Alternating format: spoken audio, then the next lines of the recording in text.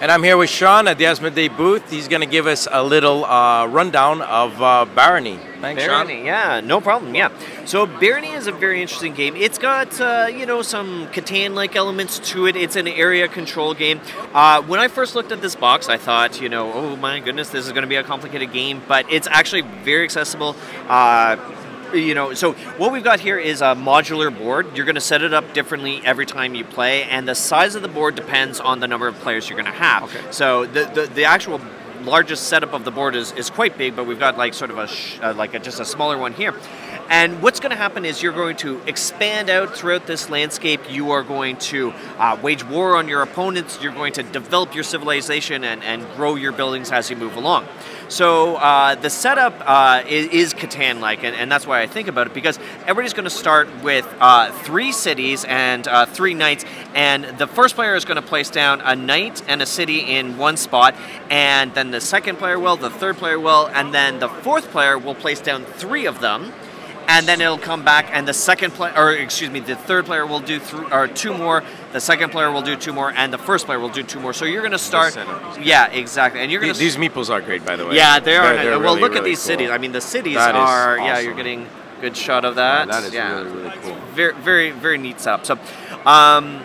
So after that setup is done, there are only 6 different simple actions that you can do throughout the course of the game. So you've got your handy-dandy little player area here that's going to show you how you can move around the board, develop your territories, build new settlements or strongholds, and turn your settlements into cities that you're going to go along the way.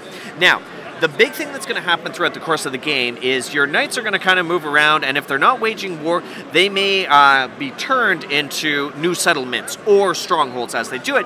And depending on the type of landscape they develop on, you're going to get a certain amount of points. So, I mean, for example, if you develop on a mountain range here, it's not worth that much because it's not that desirable to live on. Right. Exactly, exactly. But for example, if you develop on like a field or like on a farmland, you're going to get many more points for that as you go along. Now, these points in shield form are temporary points. If I come along and steal points, if 2 of my knights end up on a spot with 1 of Red's knights, he gets taken off the board, and I get to steal any shield I want from that person. Okay. So they are at risk when you have them in temporary form.